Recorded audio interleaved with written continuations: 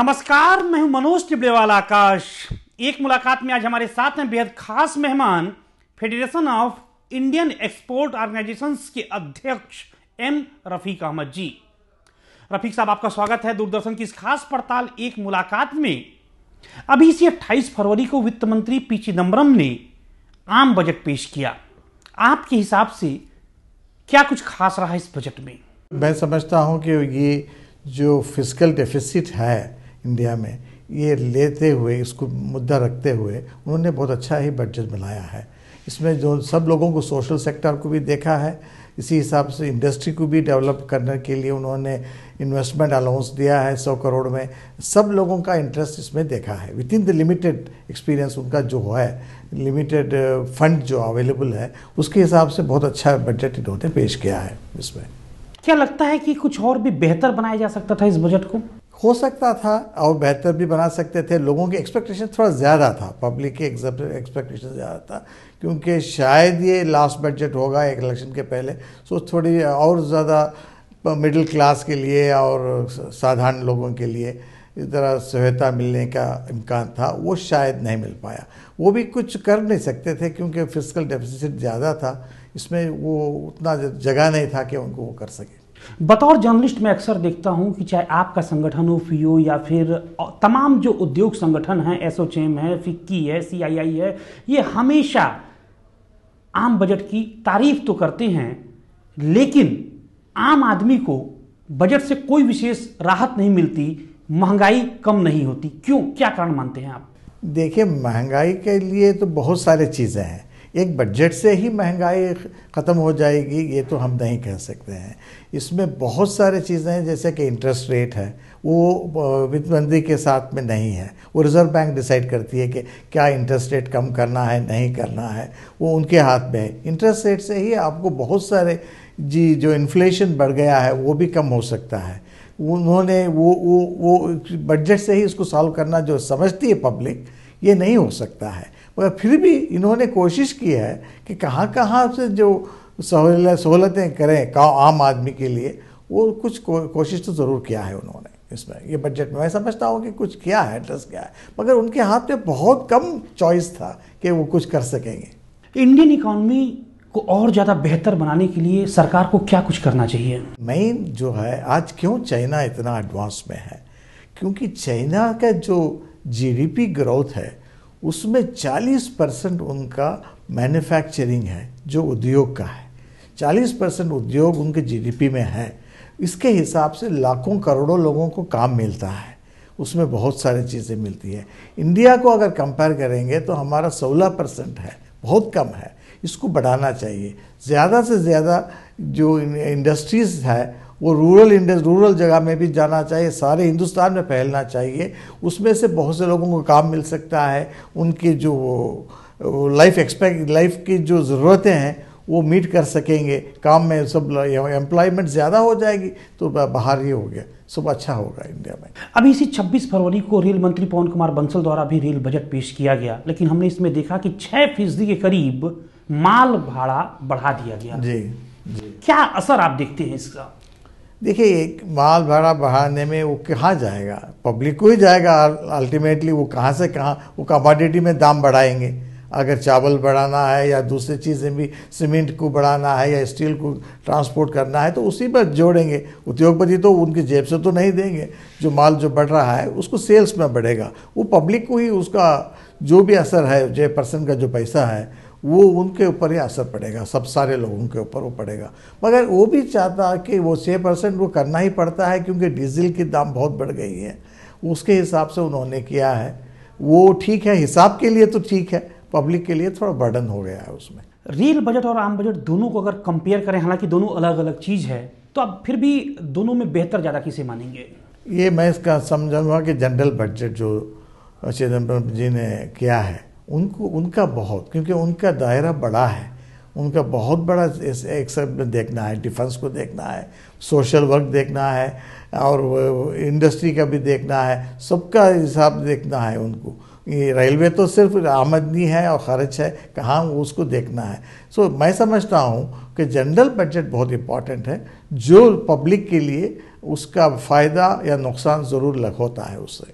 और एक मुलाकात में यहाँ पर रुकेंगे एक छोटे से ब्रेक के लिए। ब्रेक के बाद भी देश के प्रमुख उद्योग संगठन फियो के अध्यक्ष एम रफीक अहमद जी से बातचीत जारी रहेगी।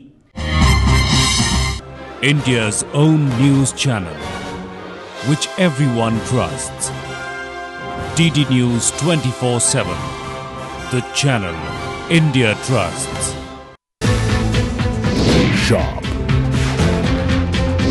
sensitive, balanced. Television news and analysis with a refreshing perspective. Newsnight, a show that puts news in the picture. News as it should be. Only on DD News. Break के बाद एक बार फिर आपका स्वागत है। एक मुलाकात में आज हमारे खास मेहमान हैं देश के मशहूर leather exporter M Rafiq Ahmed साहब। अहमद साहब, आप फियो के अध्यक्ष हैं जी। फियो के बारे में हमारे दर्शकों को कुछ बताइए, इस संगठन का कार्य क्या है? देखिए, फियो एक ऐसे ऑर्गेनाइजेशन है, शायद एक ही एक ऑर्गेनाइजेशन है इंडिया में जो सारे एक्सपोर्टर्स जो निर्यात करते हैं बाहर, वो लोगों की एक मेंबरशिप इसमें लेते हैं। हमारे यहाँ देखिए आज 16,000 मेंबरशिप है और सारे इंडिया के जो भी एक्सपोर्टर्स हैं वो मेंबर्स हैं। उनके इंटरेस्ट के लिए फियो काम करता है, उनकी पॉलिसी बनाने में गवर्नमेंट को हेल्प करते हैं हम, और जो भी संगठन है, कस्टम्स में हो, एक्साइज में हो, या कोई भी मिनिस्ट्री में उनकी तकलीफ़ें हो, उसको निकालने में हम कोशिश करते हैं। दूसरा काम फियो का ये भी है कि हम मार्केटिंग करते हैं। इंडिया के जो जो चीज़ें हैं, जो जो एक्सपोर्ट करने का लायक का चीज़ें हैं निर्यात में, वो चीज़ों को लेके हम इंटरनेशनल फेयर में जाते हैं। पूरे कंट्री में हम 40 कंट्री में हमें हर साल जाके मंडी में जाते हैं और वहाँ के एग्जीबिशन में पार्टिसिपेट करते हैं, सारे एक्सपोर्टर्सों को ले जाते हैं। इसके हिसाब से ही इंडिया का एक्सपोर्ट्स की ग्रोथ में हम उसको हेल्प करते हैं। उसमें दुनिया के अगर अन्य देशों की तुलना में अगर ग्लोबल लेवल पर बात करें तो एक्सपोर्ट के क्षेत्र में भारत की पोजीशन दरअसल है क्या? देखिए, ये कंट्री के ऊपर है। कंट्री की इकोनॉमी जो है, इंडियन इकोनॉमी जो है एक्सपोर्ट डिपेंडेंट नहीं है। इंडियन इकोनॉमी जो है लोकल कंट्री का जो डिमांड है उसके ऊपर ही जीडीपी में आप ग्रोथ देखेंगे। जीडीपी ग्रोथ में शेयर ऑफ एक्सपोर्ट्स ज़्यादा बहुत कम है। अगर आप इसके बिना आप चाइना में कोशिश करेंगे और ब्राज़ील को देखेंगे तो उनका परसेंटेज एक्सपोर्ट्स का डिपेंडेंट ज़्यादा है उनकी जीडीपी ग्रोथ में। उस हिसाब से इंडिया के जीडीपी ग्रोथ में ज़्यादा नहीं है। फिर भी इंडिया में ऐसे बहुत सारे चीज़ें हैं, इतनी सारी इंडस्ट्रीज़ हैं जो इंडिया से बाहर जा सकती है। इंडिया को ज़रूरत है कि एक्सपोर्ट करें, क्योंकि हमारा, आपको जानते हैं कि हमारा ऑयल जो सबसे बड़ा इंपोर्ट है, वो हम ऑयल डिपेंडेंट हैं कि बाहर से आए। हम उसको पैसा कैसे देंगे? एक्सपोर्ट के तरीके से ही हम दे सकते हैं। आज गोल्ड देखिए, जो ज़्यादा ज़रूरत चीज़ नहीं है, फिर भी $40 बिलियन तक का जनवरी तक इंपोर्ट किया गया है। उसके पैसा कहाँ से आएगा? एक्सपोर्ट्स के तरफ से ही आएगा। इस हिसाब से एक्सपोर्ट एक इम्पॉर्टेंट ज़रूरी चीज़ है। हालांकि ये इंडियन इकोनॉमी में बहुत बड़ी चीज़ नहीं है, फिर भी ये बहुत इम्पॉर्टेंट है। लेकिन आपको लगता है कि भारत को अपनी एक्सपोर्ट पॉलिसी की समीक्षा करने की आवश्यकता है? जी ज़रूर है, क्योंकि ये ट्रेंड, एक दुनिया का ट्रेंड जो कि हर साल बदलती है। लास्ट ईयर आपने देखा है कि ग्रीस और स्पेन की प्रॉब्लम की वजह से यूरोप की मंडी में बहुत मंद हो गई। कोई भी इंपोर्टर्स जो इंपोर्ट कर रहे थे बहुत कम हो गया है, उसके असर बहुत पड़ा है। 2 साल पहले अमेरिका का इकोनॉमिक वहाँ का प्रॉब्लम की वजह से अफेक्ट हुआ है। ये सब देख के गवर्नमेंट को हर साल उसकी पॉलिसी अनाउंस करना पड़ता है कि जैसे जैसे इंटरनेशनल मार्केट में जो सिचुएशन बदलता है उसके हिसाब से हेल्प करना पड़ता है, उनको पॉलिसी नया बनाना पड़ता है। उसी हिसाब से ही तो देखिए अगले महीने भी वो फॉरेन ट्रेड पॉलिसी हमारे कॉमर्स मिनिस्टर अनाउंस करने वाले हैं। वो भी देखेंगे कि अगले साल कैसा रहेगा एक्सपोर्ट, उसके हिसाब से सुविधाएं देंगे उसमें एक्सपोर्ट। आप लोग लगातार commerce and industry minister Anand Sharma से मिलते रहते हैं फॉरेन ट्रेड पॉलिसी के इश्यू पर। इस सप्ताह भी आप लोगों की मुलाकात हुई है। इस क्षेत्र में सुधार के लिए क्या कुछ किया जाना चाहिए? समस्याएं क्या हैं इस क्षेत्र की प्रमुख तौर पर?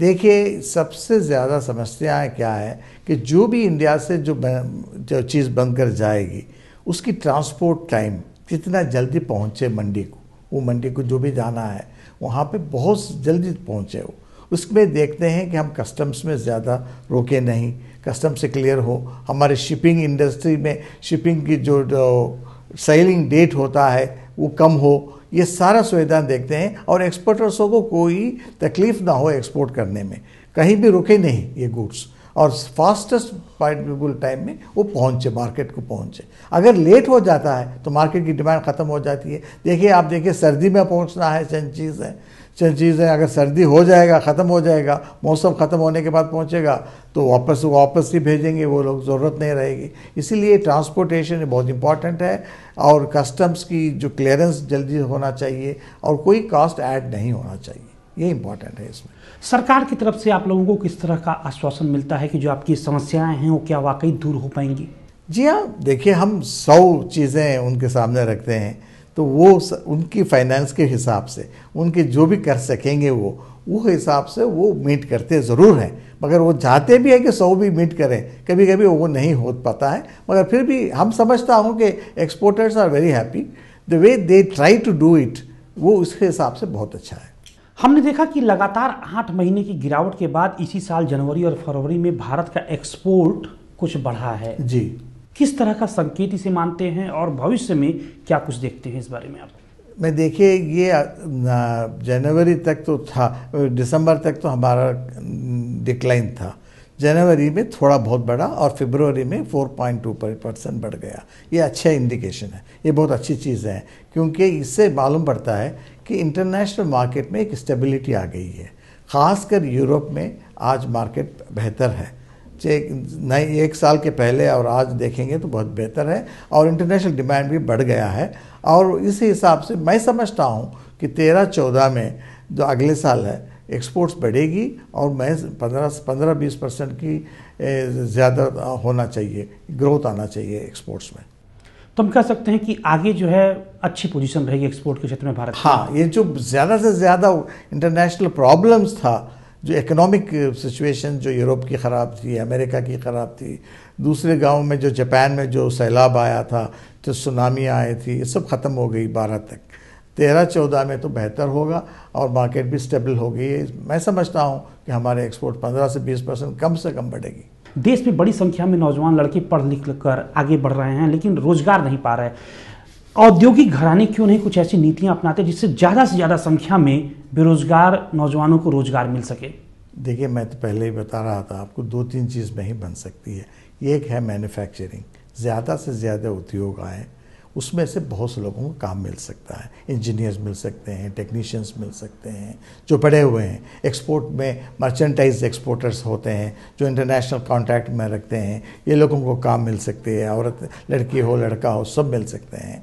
और दूसरा है आईटी में भी, अगर सर्विस सेक्टर में भी बहुत से बच्चे पढ़ रहे हैं, काम कर रहे हैं, उनको बहुत सारे साधन मिल सकती है। मगर एक चीज़ देखना चाहिए कि क्वालिफ़िकेशन जब कॉलेज से जो आते हैं उनका क्वालिफ़िकेशन, एम्प्लॉयबिलिटी जो है, जो काम के लायक हैं, ये बहुत कम है। हर चीज़ अगर लेंगे आप कॉलेज से तो उनको 6 महीने की ट्रेनिंग दे के उनको लायक बनाना पड़ता है काम में।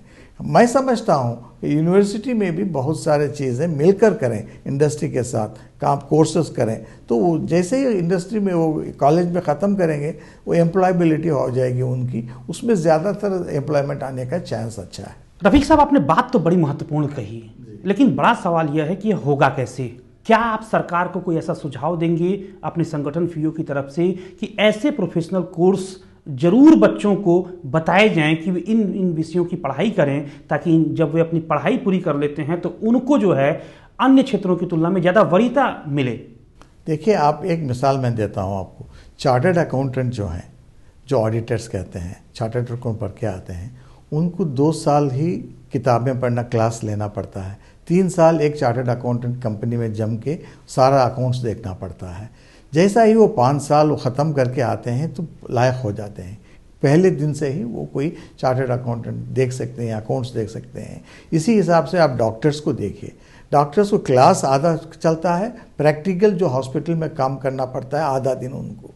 सब उसी से उनको प्रैक्टिकल हो जाती है। अगर आप इंजीनियरिंग का उठा लो या दूसरे कंप्यूटर का उठा लो, उसमें प्रैक्टिकल कुछ नहीं है। थियोरेटिकल कॉलेज में सिखाते हैं, कभी नहीं होता है। पढ़ के जब जाते हैं तो पहली बार देखते हैं कि कोई मशीन को कैसा ऑपरेट करना। इसमें क्या होना चाहिए कि ये सैंडविच कोर्स होना चाहिए। 6 महीने वो काम करें और 6 महीने यूनिवर्सिटी में टीच करें। अगर ये दोनों मिलकर जब बाहर आएंगे तो वो काम के लिए एम्प्लॉयबिलिटी हो जाएगी, काम के लिए लायक बन जाएंगे। काम पहले दिन से ही वो काम में एम्प्लॉयड हो जाएंगे और इंडस्ट्री बहुत जल्दी ले लेगी, उनको अच्छी सैलरी में ले सकती है। ऐसे एक सैंडविच कोर्सेस होना चाहिए। देखिए आप बड़े बड़े यूनिवर्सिटी देखिए, हार्वर्ड यूनिवर्सिटी में अगर आप MBA करना चाहते हैं, 4 साल का वो मांगते हैं कि आपके वर्क एक्सपीरियंस हो। 4 साल आप कहीं काम करके वर्क एक्सपीरियंस होने के बाद ही MBA कोर्स में अंदर जमाते हैं। वो वहाँ पे कंडीशन ही वही है। जब MBA में वो ख़त्म करते हैं तो वर्ल्ड के सबसे बड़ा काम, अच्छे काम उनको मिल जाती है, क्योंकि ऑलरेडी उनको एक्सपीरियंस हुआ है, वो अंडरस्टैंड करने में आसान होती है। इस यहाँ पे देखिए, पहले कॉलेज से निकलते हैं, पहले दिन से ही MBA कोर्स कर लेते हैं, उनको कोई वर्क एक्सपीरियंस ही नहीं रहता है। इसलिए मैं समझता हूँ कि जो कैरिकुलम बनाते हैं, ये सिलेबस जो बनाते हैं, उसमें वर्क और पढ़ाई दोनों मिल के काम करेंगे सरकार, उसमें वो एजुकेशन डिपार्टमेंट उसमें देंगे, ध्यान देगी, तो बहुत अच्छा हो जाएगा और people will be employed quickly और उनकी सैलरी भी बढ़ जाएगी। और एक मुलाकात में यहाँ पर रुकेंगे एक और छोटे से ब्रेक के लिए। ब्रेक के बाद भी PO के अध्यक्ष M रफीक अहमद जी से बातचीत जारी रहेगी।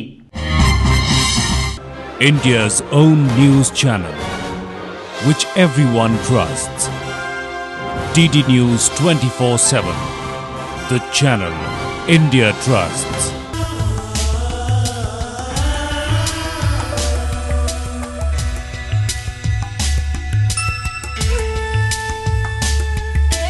क्यों बढ़ रही हैं स्वास्थ्य समस्याएं?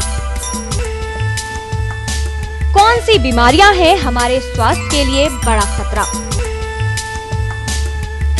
कैसे हो बचाव इन बीमारियों से?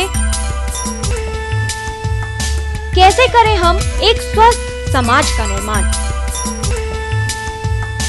जानिए स्वास्थ्य से जुड़े हर पहलू और अहम जानकारी के विषय में हर रविवार सुबह 8:30 बजे टोटल हेल्थ, सिर्फ DD न्यूज पर।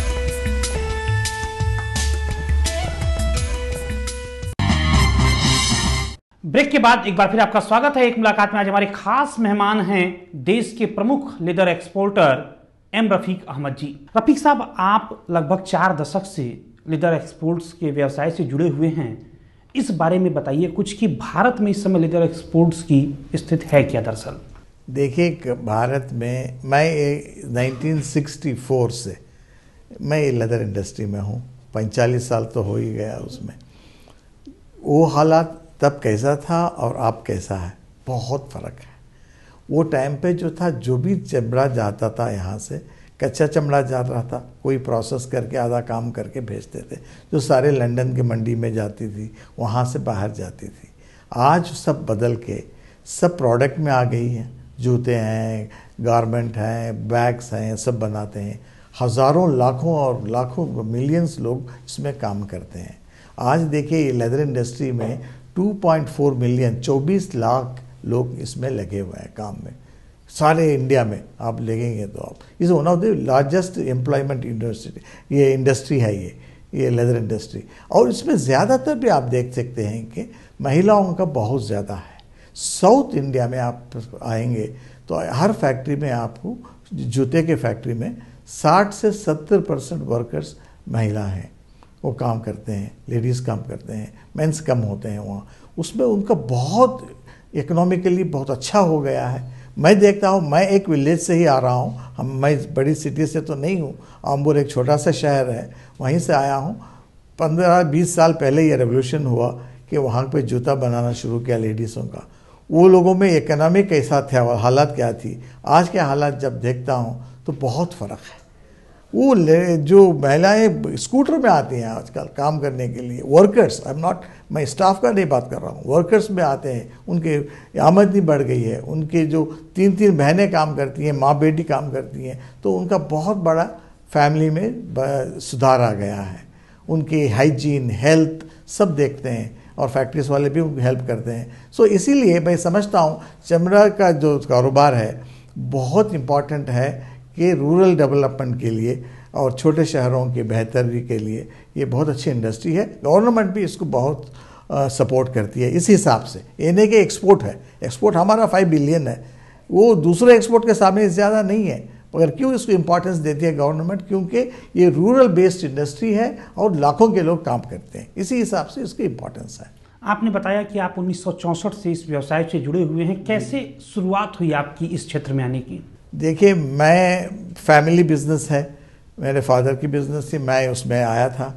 उनकी उम्र हो चुकी थी तब 74-73 थे, तो मुझे जल्दी ही बुला लिया उन्होंने। बस 20 साल में ही मैं उनके साथ में जुड़ गया था 1964 में। 65 से मैं बाहर जाना शुरू कर दिया मार्केटों में।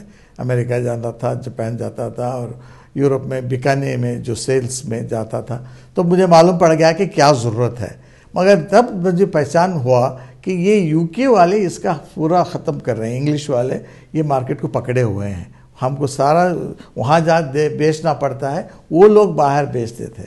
उसके बाद मैं जाने के बाद मैंने भी कोशिश किया वहाँ छोड़कर दूसरे मार्केटों को जाएं, उससे बहुत फ़ायदा हुआ, बहुत मार्केट खुल गई और इंटरनेशनली अच्छा हुआ फ़ायदा इसमें। ग्लोबल लेवल पर अगर देखें तो लेदर के क्षेत्र में भारत कहाँ पर खड़ा दिखाई देता है? देखिए, ग्लोबल में जो चाइना नंबर 1 है, चाइना को वर्ल्ड की जो मार्केट है उसमें लगभग 18% उनके हाथ में है, चाइनीज़ के हाथ में। और भारत का? भारत का 3% है। 3% में भी आप देखेंगे तो $5 बिलियन एक्सपोर्ट है। 5 बिलियन का मतलब क्या है कि 25,000 करोड़ की एक्सपोर्ट है, यहाँ से निर्यात है, और 25,000 करोड़ की लोकल मार्केट है। यहाँ पे 50,000 करोड़ की एक्सपोर्ट ये इंडस्ट्री है, ये लेदर इंडस्ट्री। मैं समझता हूँ इंडिया नंबर 4 या 5 में आएगा। ये पहले चाइना मार्केट है, दूसरा जो है इटली है, तीसरा जो है वियतनाम है और चौथा इंडिया आएगा वर्ल्ड में। इतना बड़ा अंतर आखिर क्यों है? चाइना 18%, भारत 3%। क्या कुछ करना चाहिए भारत को, हमारी सरकार को, कि लेदर सेक्टर में जो है भारत का ग्रोथ कहीं और बेहतर हो? देखिए, फैक्ट्री बनाने में लेबर की प्रॉब्लम्स जो है चाइना में नहीं है। एक एक फैक्ट्री में वहाँ पे 15,000 10,000 लोग काम करते हैं, एक ही फैक्ट्री में, एक ही रूफ के अंदर। इंडिया में वो पॉसिबिलिटी नहीं है यहाँ की लेबर लॉ के हिसाब से। यहाँ पे आप इतनी बड़ी फैक्ट्री लगा देंगे तो आपको कंट्रोल नहीं होती है, यूनियन प्रॉब्लम आ जाती है, सब सारी चीज़ें आ जाती है, वो वहाँ पे नहीं है। यहाँ पे छोटे छोटे फैक्ट्री रखना पड़ता है, एक ही साइज़ का होना पड़ता है, तो आपको नंबर ऑफ़ फैक्ट्रीज ज़्यादा बढ़ाना पड़ता है। अगर ऐसा बढ़ाएंगे तो आपका कॉस्ट बढ़ जाता है। चाइना में बड़ी फैक्ट्री एक ही रहने से उनका कॉस्ट बहुत कम है और मार्केट में बहुत जल्दी वो पहुंच जाते हैं और कंपटीशन उनका बढ़ जाता है। इंडिया अगर सर्वे कर रहा है तो हमारा रॉ मटेरियल जो है, चमड़ा जो है, इंडिया से बहुत मिलता है। इसके हिसाब से हम एडवांटेज में हैं और लेबर का टेक्नोलॉजी भी थोड़ा बेहतर कर रहे हैं हम। पहले से अब बेहतर है, मगर मैं समझता हूँ चाइना का जो हो रहा था, इम्प्रूवमेंट हो रहा था, वो ख़त्म हो चुका है। अब तो चाइना नीचे ही उतर रहा है और इंडिया ऊपर जाना है ज़रूर। हमारा शेयर मैं समझता हूँ कि अगले 5 साल में डबल हो जाएगा, 3 से 6% तक हो जाएगा। एक और महत्वपूर्ण सवाल, अगर मौजूदा कारोबारी सत्र की बात करें तो भारत निर्यात के लक्ष्य को कितना हासिल कर पाएगा, क्या लगता है आपको? निर्यात अभी अगले साल का आप कह रहे हैं। अभी आज मैं हमारे कॉमर्स मिनिस्टर आनंद शर्मा जी की मीटिंग से ही आ रहा हूँ मैं यहाँ पे। आज की उनको हमने कहा कि ये साल हम 5% के करीब 4 से 5% कम हुआ है लास्ट ईयर के एक्सपोर्ट से। 11-12 से 12-13 का एक्सपोर्ट कम होगा, 5% कम। मगर मैं समझता हूँ कि नेक्स्ट ईयर $300 बिलियन का होगा। तो हम समझते हैं कि ये नेक्स्ट ईयर 400 बिलियन होना चाहिए। हमने उनको कहा आप टारगेट बढ़ा के रखिए, 25-30% ज़्यादा होना चाहिए हमारा एक्सपोर्ट। उसके ऊपर काम करेंगे हम सारे एक्सपोर्टर्स। दुनिया में मार्केट भी अच्छा बेहतर हो गया है, उस हिसाब से हम काम करेंगे। मैं समझता हूँ किसी हालत से भी 15-20% तो बढ़ोतरी आएगा नेक्स्ट ईयर के एक्सपोर्ट निर्यात में। आखिरी सवाल, आप पीओ के अध्यक्ष हैं, सामाजिक क्षेत्र में क्या कुछ आपका संगठन कर रहा है? देखिए, अभी हमारे मीटिंग हुआ था पीओ की एग्जीक्यूटिव कमेटी मीटिंग में। हमने अलर्ट किया है, जैसे गवर्नमेंट भी चाहती है कॉर्पोरेट सोशल रिस्पॉन्सिबिलिटी हो, हर चीज़ में हेल्प करें लोगों को। वो हिसाब से हमने भी कहा जो कुछ भी हमारी आमदनी आएगी फ्यू में, उसमें 2% तो हम अलाट करेंगे। उसमें ऑलरेडी हम जो है ट्री प्लांटेशन, जो ग्रीनरी करते हैं काम, उसमें कर रहे हैं। बहुत सारे एजुकेशनल इंस्टीट्यूट को जाके हमारे एक्सपर्ट्स को भेज के टीच करते हैं, उनको ज़रा एक्सपोर्ट निर्यात के बारे में बताना, स्कूल्स में जाना, फ्री से, कोई पैसा नहीं लेते हैं हम, वहाँ पे हेल्प करते हैं उसको बढ़ाने के लिए, नॉलेज बढ़ाने के लिए। हम ये 2% का जो अलॉट किया है अभी, इसके हिसाब से हम अभी चार्ट आउट कर रहे हैं। बहुत सारे सोशल चीज़ों में हम काम करेंगे ज़रूर। जी बहुत बहुत धन्यवाद दूरदर्शन से इस खूबसूरत बातचीत के लिए।